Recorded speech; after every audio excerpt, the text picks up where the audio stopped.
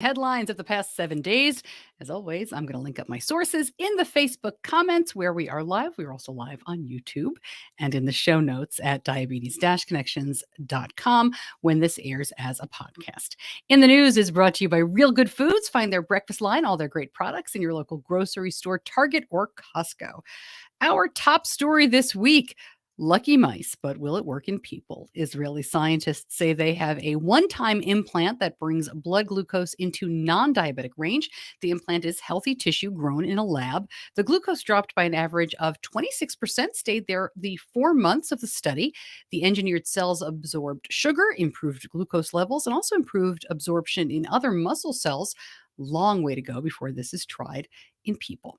Sports and kids with type 1 can be a tough balance, especially on multiple daily injections. A new study called the CAR2 Diab trial looked at what changes work for teens during exercise. There is a lot here. I would urge you to follow the link I'll provide. But basically, everybody in this small study experienced overnight hypos and some high blood glucose just after exercise. The most common fix was a drop in total basal insulin. These researchers say sports and type 1 have a, quote, irreducible level of confounding factors, which, from personal experience, I can say I agree. Big new study about Medtronic's 780G pump available in Europe and in front of the US FDA right now. This looked at 3,200 kids age 15 and younger. Time in range, 74% overall. Overnight, 82%.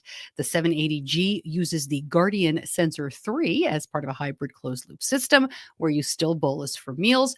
Overall, these kids saw a 12% bump up in time in range, which is a better boost than Medtronic's first hybrid closed loop system, the first hybrid closed loop system, the 670G.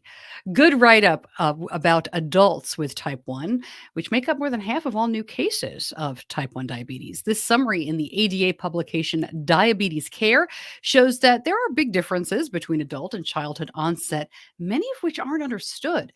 This also points out that misdiagnosis occurs in nearly 40% of adults with new type 1 diabetes, and that risk of error increases with age.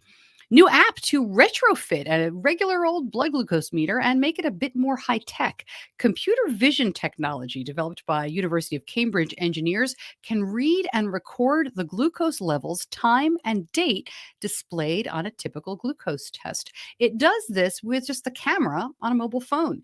The technology, which doesn't require internet or Bluetooth connectivity, works for any type of glucose meter in any orientation and in a variety of light levels.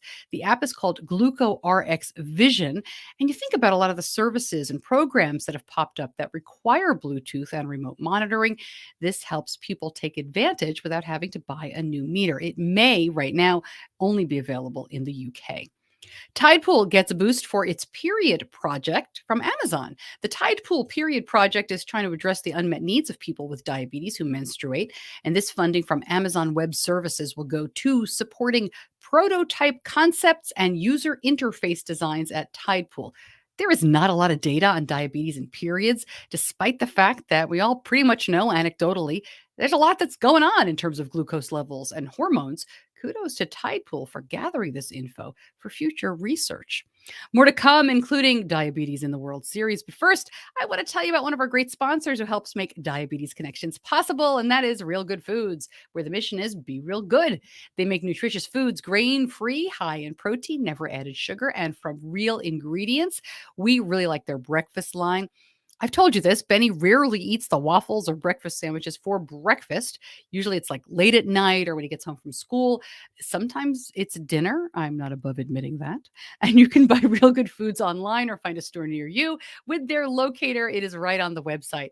I will put a link in the Facebook comments and, as always, at diabetes-connections.com.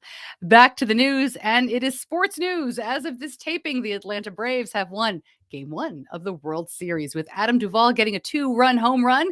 We've highlighted Duvall here before. He was diagnosed with type 1 at age 23. And you've probably seen a lot of posts on social media of him taking the time to meet with families during the season, signing autographs, taking photos with his pump. It's really good stuff. And finally, just as the newest Apple Watch was released, Without blood glucose monitoring, the rumors are already swirling about the next version of the watch. As we have said, you'll know it's real when they start clinical trials. But Dexcom's chief technology officer talked to me this week about their new agreement with Garmin. He looked ahead to the G7 and possible non invasive blood glucose monitoring. Interesting stuff, and you can listen wherever you get your podcasts. Or if you're listening to this as a podcast, just go back one episode. And that is in the news for this week. If you like it, please share it. Thank you so much for joining me. I'll see you back here soon.